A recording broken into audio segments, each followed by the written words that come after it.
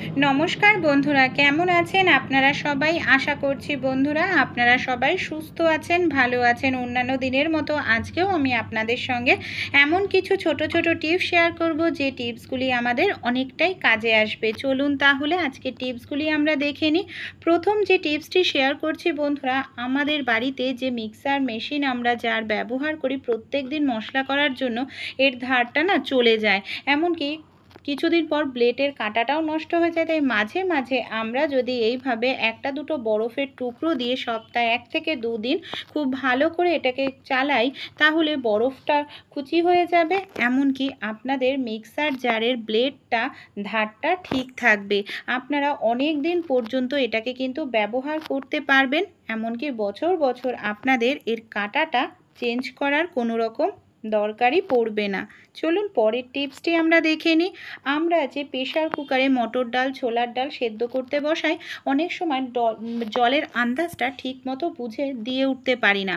জল বেশি দিলে দেখা যায় সিটি ওঠার সময় ডালটা হয়তো বের হয়ে যাচ্ছে, প্রেশার কুকারটাও আমাদের নোংরা হয়ে যায়, এমনকি গ্যাস বার্নারটাও আমাদের নোংরা হয়, ডালটাও নষ্ট হয়। তাই একটি কাজ আপনারা করতে পারেন। এই ধরনের ছোট গ্লাস বাটি আমাদের প্রত্যেকের বাড়িতেই কিন্তু থাকে। এই ধরনের একটি গ্লাস, ছোট বাটি, চামচ আপনারা দিয়ে দিতে পারেন। তারপর এখানে আমি ঢাকনাটা আটকে দিচ্ছি। এবার আমি আপনাদের সিটি ওঠানোটাও দেখাবো বন্ধুরা। এত সুন্দর সিটি ওঠে, এমনকি জল যদি বেশি হয় তাও কিন্তু সিটিটা উঠে বের হয়ে যাবে না, এমনকি ভেতরে থাকা ডালটাও কিন্তু খুব সুন্দর আমাদের সেদ্ধ হবে। দেখুন বন্ধুরা, এবার সিটি উঠতে শুরু করেছে, কত সুন্দর সিটিটা উঠছে। এই সঙ্গে কিন্তু বন্ধুরা ডালটাও আমাদের খুব সুন্দর সেদ্ধ হয়ে গেছে। আমি এবার প্রেশার কুকারের ঢাকনাটা আপনাদের এইভাবে খুলে দেখাবো যে দেখুন ভেতরের যে ডালটা, সে ঢাকনায় কিন্তু অতটা লেগে নেই, কারণ গ্লাস দেওয়া ছিল। আর ডালটা তো সুন্দর সেদ্ধ হয়েছেই, সেই সঙ্গে আমাদের কিন্তু প্রেশার কুকারটা কোনো রকম নোংরা হয়নি। ছোট্ট টিপস, ভীষণ উপকারী, আপনারাও অ্যাপ্লাই করে দেখতে পারেন। পরের টিপসটি চলুন দেখে নিই। আমরা অনেকেই যারা নতুন গৃহিণী আছে, বিশেষ করে মাছ জাতীয় জিনিস ভাজতে গেলে তেলটা গরম হয়েছে কিনা বুঝতে পারি না। আমাদের বাড়িতে যে এই ধরনের কাঠের হাতা খুন্তি থাকে বন্ধুরা, একটি কাঠের খুন্তি আপনারা নিয়ে নেবেন, তেলের ওপরে এইভাবে ধরবেন। তেলটা যদি গরম না হয় ঠিক মতো, দেখবেন ছোট ছোট যে বাবলস ওঠে সেটা কিন্তু উঠবে না। আপনারা কি করবেন, কিছু সময় তখন অপেক্ষা করবেন, গ্যাসটা বাড়িয়ে দেবেন। কিছু সময় পর বন্ধুরা আবার আমি দেখুন এসছি, খুন্তিটাকে আমি এইভাবে ধরছি। এখন দেখুন খুন্তিটার আশেপাশে কি পরিমাণে বাবলস উঠে আসছে, মানে ছোট ছোট তেলের ওই মানে যেগুলো বলে সেগুলো উঠে এসেছে। এর ফলে বুঝতে হবে আমাদের তেলটা কিন্তু খুব সুন্দর গরম হয়ে গেছে। এখন যদি আমরা এই তেলে মাছ ভাজি বা কোনো কিছু ভাজি, সেটা কিন্তু লেগে যাবে না, এমনকি খুব সুন্দর ভাজা হবে। যারা নতুন গৃহিণী তাদের জন্য কিন্তু এই টিপসটি ভীষণ উপকারী। অবশ্যই আপনারাও অ্যাপ্লাই করে দেখবেন, আশা করছি উপকার পাবেন। আর যাদের বাড়িতে এই ধরনের কাঠের হাতা খুন্তি নেই, যদি টুথপিক থাকে, টুথপিক অ্যাপ্লাই করেও টিপসটি আপনারা করে নিতে পারেন। রুটি ভাজার পর আমরা কি করি, এইভাবে ডাইরেক্ট দেখা যায় রুটিগুলোকে আমরা হটপটের মধ্যে রেখে দিই, কিন্তু ডাইরেক্ট ভাজার পরে গরম রুটিটা রাখলে নিচের রুটিটা একেবারে ভিজে যায়, গরম বাষ্পটা বের হতে পারে না। আমাদের প্রত্যেকের বাড়িতে এই ধরনের ঝাঁঝরি থালা, ঝাঁঝরি মানে ছিদ্রযুক্ত থালা পাত্র কিন্তু থাকে।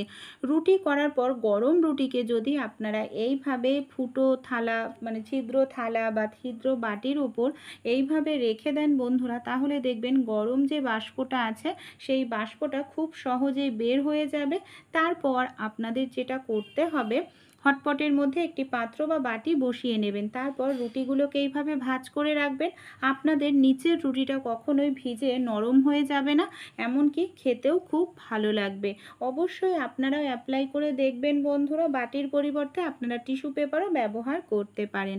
এই ধরনের যে তৈলাক্ত মাছগুলো হয়, বিশেষ করে পাঙ্গাস মাছ, আড় মাছ, বোয়াল মাছ ভাজতে গেলে অনেক সময় দেখা যায় তেল ছিটে আসে, আমাদের মহিলাদের হাতে মুখে ফোস্কা পড়ে যায়, পুড়ে যায়। তাই এই তৈলাক্ত জাতীয় মাছগুলি ভাজার আগে একটি ছোট্ট টিপস আপনারা অবশ্যই অ্যাপ্লাই করে দেখবেন। কি করব বলুন তো বন্ধুরা, এখানে আমাদের নিয়ে নিতে হবে তেল।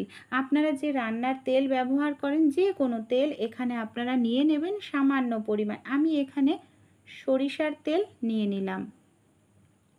তেলটা দিয়ে খুব ভালো করে আমাদের কি করতে হবে, মাছটাকে মাখিয়ে নিতে হবে। অবশ্যই আপনারা মাছটা নুন হলুদ মাখানোর আগে তেলটা মাখিয়ে নেবেন, তারপর আপনারা নুন হলুদটা মাখবেন।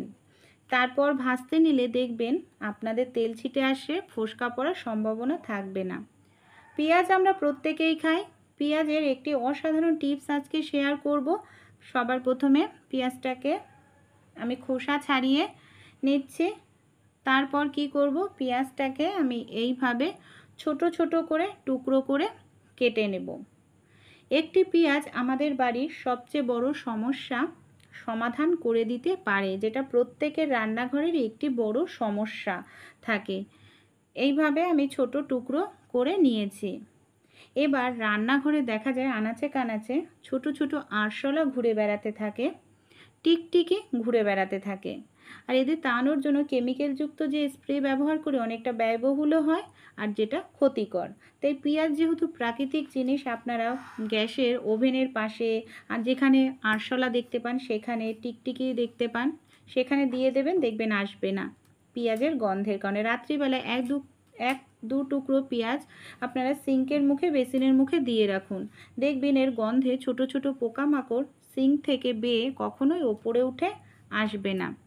এখানে আমি নিয়েছি সামান্য পরিমাণ তুলো। তুলোটাকে আমি এইভাবে গোল করে পাকিয়ে নিচ্ছি। আমাদের বাড়িতে যে ভিক্স থাকে বন্ধুরা, দেখুন আমি এখানে ভিক্স নিয়েছি। তুলোর মধ্যে সামান্য পরিমাণ আমি একটু ভিক্স এইভাবে লাগিয়ে নিচ্ছি। এবার আমরা তুলোটাকে ছোট্ট করে বলের মতো করে নেব। তারপর এই তুলোটাকে আমরা কি কাজে ব্যবহার করব, প্রদীপের ওপর রেখে আমাদের না একটু ভালো করে গরম করে নিতে হবে তুলোটাকে। এইভাবে যখন তুলোটা ভালো করে গরম হয়ে যাবে, তখন এটাকে আমরা কি কাজে ব্যবহার করব। অনেক সময় আমাদের কানে জল ঢুকে যায়, কান যন্ত্রণা করে, ভেতরে পুঁজ হয়ে যায়। সেক্ষেত্রে আপনারা এইভাবে ভিক্সের মধ্যে তুলো দিয়ে তুলোটাকে গরম করে নিয়ে যদি কানের এইভাবে দিয়ে দেন, সঙ্গে সঙ্গে দেখবেন আপনাদের ব্যথা কমে যাবে। পরবর্তী যে টিপসটি শেয়ার করব, অনেক সময় দেখা যায় আমাদের যে ব্যাগ থাকে বড়দের ছোটদের, সেই ব্যাগগুলোর চেন হয়তো কেটে যায়। তাই আমরা ঘরেই কিন্তু একটি টিপস অ্যাপ্লাই করে চেনটাকে ঠিক করে নিতে পারি বন্ধুরা। এর জন্য আমাদের বাড়িতে যে চামচ থাকে, বিশেষ করে কাঁটা চামচই নিয়ে নেবেন। এখানে কাঁটা চামচ দিয়ে চেনের এক পাশের অংশটা এইভাবে একটু ঢুকিয়ে দেবেন।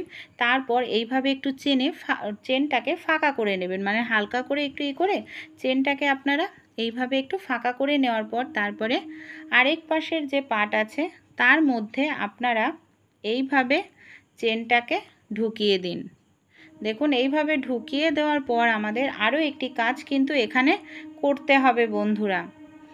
এবার তো ঢুকিয়ে তো দিলাম, এবার আবার কাঁটা চামচটাকে আমরা এইভাবে ঢুকিয়ে দিয়ে খুব ভালো করে টাইট করে চেপে দেব, মানে চেনটা যাতে যে অংশটা ফাঁকা করেছিলাম সেটা যেন খুব টাইট হয়ে আবার চেপে যায়।